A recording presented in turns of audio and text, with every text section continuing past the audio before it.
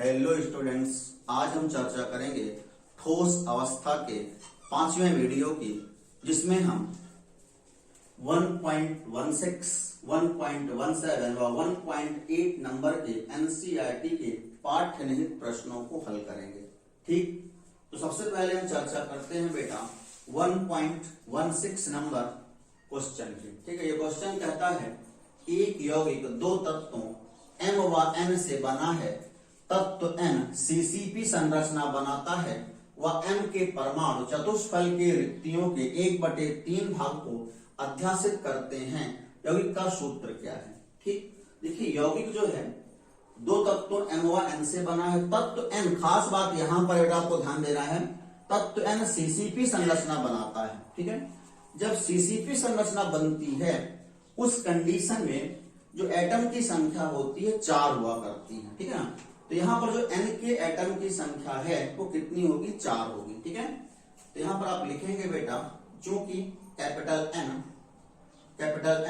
CCP / FCC संरचना बनाता है, अतः कैपिटल N के परमाणुओं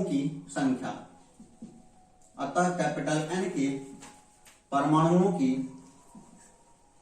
संख्या, बराबर 4। ये मुख्य बात है।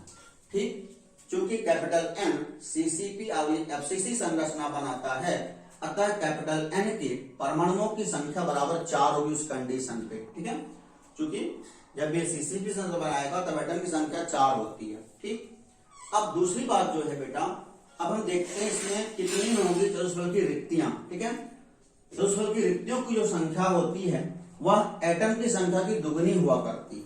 ठीक है, तथा चतुष्फल की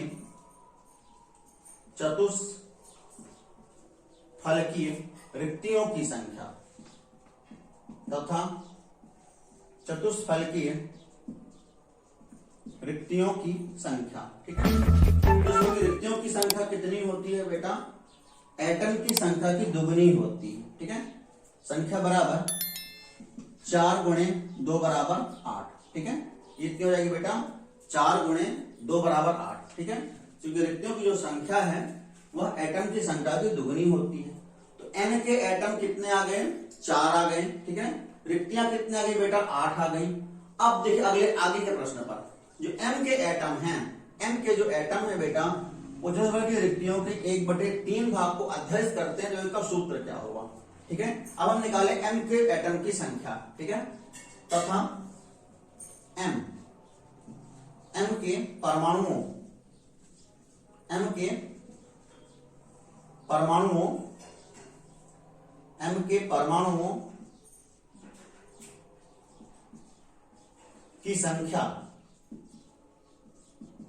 के परमाणुओं की संख्या बराबर कितना हो जाएगा?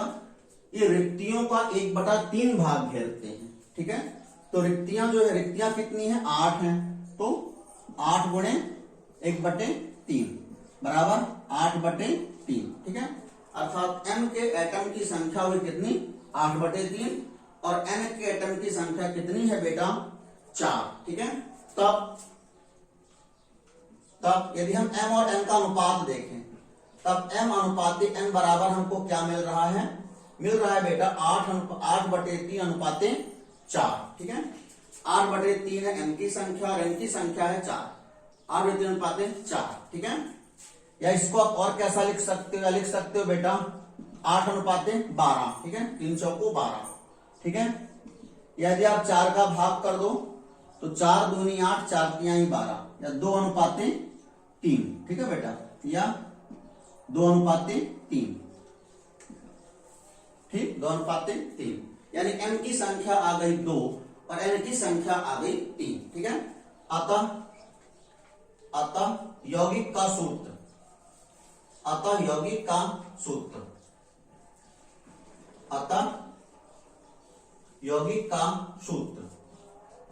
ठीक है, यौगिक का सूत्र बराबर क्या आ जाएगा बेटा? M2। M की संख्या 2 है, N की संख्या 3 है, M2 N3। ठीक, तो इसका सूत्र हो जाएगा M2N3। ठीक है, इस प्रकार से आपका ये सवाल हल होता है। इसे आप नोट कर लेंगे बेटा। ठीक है, इस सवाल को आप नोट कर लेंगे। अब देखिए हम देखते हैं इसके बाद 1.17 नंबर के प्रश्न को। इसे मैं मिटाता हूं।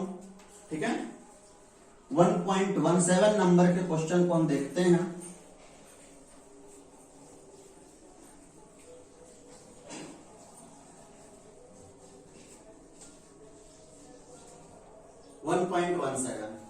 ठीक, इजी प्रश्न है। ठीक है, निम्न में किस जालक में उच्चतम संकुलन क्षमता है? सरल घनी। यदि सरल घनी जालक है तो आपको ध्यान रखना है इसकी संकुलन क्षमता कितनी होती है बेटा? 52.4 होती है। ठीक है, सरल घनी यदि जालक है तो इसकी संकुलन क्षमता होती है 52.4। ठीक है, 52.4% होती है। ठीक, दूसरा यदि अपना अंतः केंद्रित घनी उसकी 68% होती है। ठीक है, दूसरा है अंतः केंद्रित घनी। ठीक है, इसकी होती है कितनी? 68%। ठीक है, तीसरी होती है बेटा यह खटकोणीय निविड़ संकुलित जालक। ठीक है, खटकोणीय, ये आपको ध्यान रखना है, खटकोणीय निविड़ संकुलित जालक। ठीक है, इसकी होती है 74%। कितनी होती है? 74%। ठीक है, तो सर्वाधिक जो प्रश्न पूछा है किस जालक में उच्चतम संकुलन क्षमता है, तो यह बेटा खटकोणीय निविड़ संकुलित जालक में। ठीक है, अतः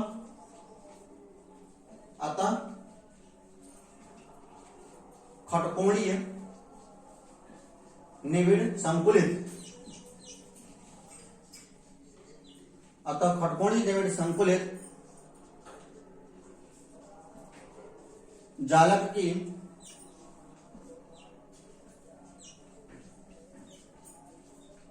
संकुलन क्षमता 74% है। ठीक, तो यह आपका 1.17 नंबर का क्वेश्चन भी हल हो जाता है बेटा। अब हम चलते हैं 1.18 नंबर को देखते हैं। इसे आप नोट करें कॉपी में। निविड़ संकुलित जालक की संकुलन क्षमता उच्चतम शब्द जोड़ देंगे। उच्चतम, उच्चतम, उच्चतम पूछ रहा है ना बेटा, उच्चतम 74% है। ठीक, चलिए अब देखते हैं 1.18 नंबर के क्वेश्चन को।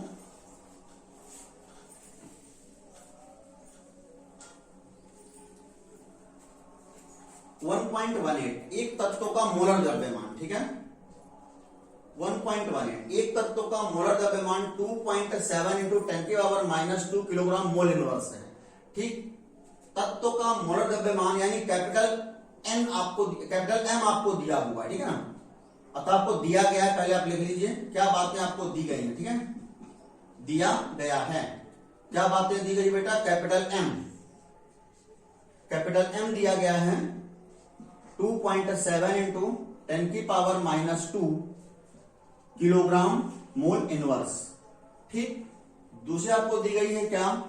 यह 405 पिकोमीटर लंबाई की भुजा वाली, ठीक है ना, घनी एकक कोष्ठिका बनाता है। यानी भुजा की लंबाई दी गई है, भुजा की लंबाई ए। ठीक है, स्मॉल ए बराबर दिया है 405 पिकोमीटर। ठीक है, यदि पिको अब इसे चेंज करेंगे मीटर में, चूंकि यहां पर क्या है बेटा, ये सब आपका मीटर में है। ठीक है ना, यहाँ पे से अपना ये घनत्व मीटर में आ रहा है, आपको उसे मीटर में चेंज करना पड़ेगा। ठीक है, क्या हो जाएगा? 405 उन्हें 10⁻12 मीटर। ठीक है बेटा, ये हो जाएगा 405 इंटू 10⁻12 मीटर। ठीक है, 1 पिकोमीटर बराबर होता है 10⁻12 मीटर के। ठीक है, तो हो जाएगा इतना, स्मॉल ए बराबर हो जाएगा। फिर है ये उसका घनत्व दिया हुआ है किसी चीज को। ठीक है, रो बराबर दिया हुआ है कितना? रो बराबर दिया है बेटा 2.7 इंटू 10⁻³ किलोग्राम मीटर -3। ठीक है, 2.7 इंटू 10⁻³ किलोग्राम मीटर -3। ठीक, ये दिया हुआ है आपको रो बराबर तो घनी एकक कोटि की प्रकृति क्या है। अब प्रकृति ज्ञात करने के लिए आपको उसमें परमाणु संख्या चाहिए बेटा, जेड चाहिए, ठीक है ना। सबसे पहले आपको जेड पर क्वेश्चन मार्क है, जेड आ जाएगा तो उसकी प्रकृति आ जाएगी, ठीक है ना। आपको यहाँ पे जेड नहीं दिया हुआ है, ठीक है ना, जेड में क्वेश्चन मार्क है, जेड आएगा तभी आप प्रकृति ज्ञात कर पाएंगे, ठीक है ना। तो जेड को हम कैसे निकालेंगे, हमारे पास कैपिटल एम पता है, स्मॉल ए पता है, रो पता है, जेड ज्ञात कर लेंगे तो प्रकृति आ जाएगी, ठीक है। तो हम पहले से निकालते हैं इकाई पोषक घनत्व के सूत्र से, ठीक है ना बेटा। चूंकि रो बराबर क्या होता है, रो बराबर होता है Z into capital M upon a cube into N A, ठीक है ना। एन ए होती एवोगैड्रो संख्या, ये आप जानिए 6.02 इंटू 10⁻23 कहते हैं, ठीक है।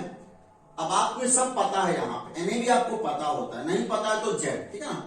तो जेड के लिए सूत्र क्या हो जाएगा, ठीक है ना, तब जेड बराबर, ठीक है, तब जेड बराबर क्या सूत्र हो जाएगा बेटा, जेड बराबर सूत्र हो जाएगा rho into a cube into N A, rho into a cube into N A upon capital M, ठीक। इस सूत्र में आपको रख देना है, ठीक है, पूरे मैटर को आपको सूत्र में रखना है, ठीक है ना। तो जेड बराबर रो कितना है, ये लिखा हुआ है सामने बेटा 2.7 इंटू 10⁻3, ठीक, इंटू ए क्यूब कितना है, ए क्यूब 405 गुणे इंटू 10⁻12, ठीक है ना। अब चूंकि ये क्यूब है तो पूरे में क्यूब रहेगा, 10⁻12 का क्यूब, ठीक है बेटा, इंटू देखिए इस क्वेश्चन को मैं बाकी क्वेश्चन को ऊपर लगा देता हूं, ठीक है बेटा, अच्छा रहेगा, स्पष्ट रहेगा, ठीक है। यहां पर मैं इसको लगाए देता हूं, ठीक।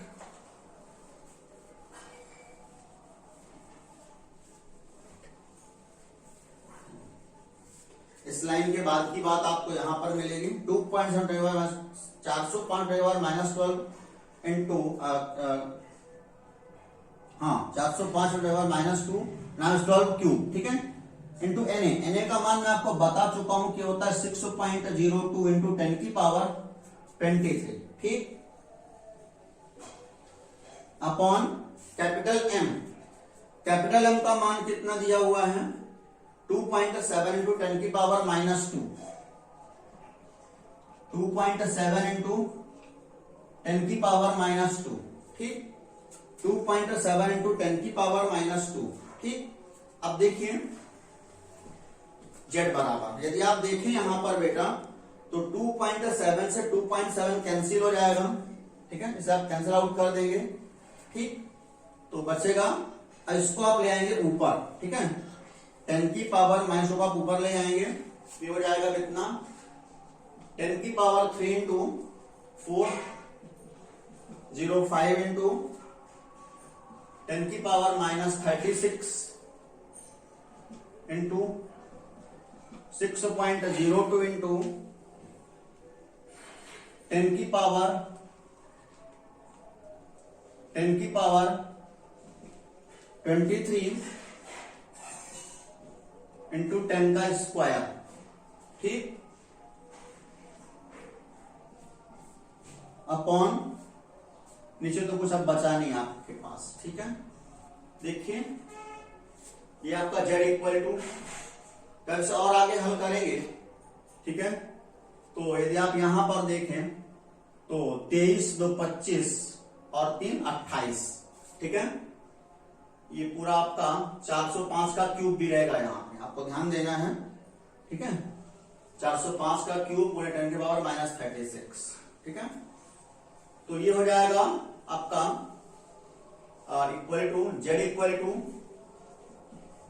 405 का क्यूब, इससे आप कर लेंगे बेटा, ठीक है, इंटू 10⁻3 है, 23 है और 2 है, ठीक है ना, तो हो जाएगा 10⁻28, जोड़ेंगे 23 तो 25 3 28, ठीक है, इंटू 10⁻,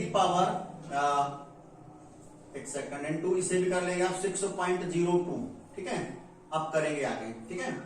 405 का क्यूब आपको करना है, फिर गुणा करना है 6.02 में, इंटू 10 की पावर, ये हो जाएगा 23 2 25 3 28, 10 की पावर 28 इंटू 10 की पावर -36। ठीक, तब z बराबर 405 का क्यूब इंटू 6.02 इंटू, यहां पर आप घटाएंगे तो 8 आएगा, ठीक है, तो हो जाएगा 10 की पावर -8। ठीक, अब आप इसका क्यूब करके बेटा इसमें गुणा करेंगे, ठीक है, और नीचे एक के बाद 800 में भाग कर सकते हैं, ठीक है, तो आपका आएगा, भाग करने पर आएगा इसमें बेटा, यदि आप इसको हल करेंगे, ठीक है, तब आएगा 3.99, जिसे आप लिख सकते हैं 4। ठीक, इसे आप लिख सकते हैं 4, ठीक है ना। तो जब 4 आता है किसी भी इकाई कोष्ठिका में, एटम की संख्या 4 आती है, तो वह घनी एकक कोष्ठिका एफसीसी प्रकार की होती है, ठीक है ना। यदि एटम की संख्या 4 आ रही है तो एकक कोष्ठिका, घनी एकक कोष्ठिका कैसी होगी बेटा, एफसीसी होगी, ठीक है ना। तो आप लिखेंगे, चूंकि इकाई कोशिका, इकाई कोशिका में परमाणुओं की संख्या 4 है, अतः यह फलक केंद्रित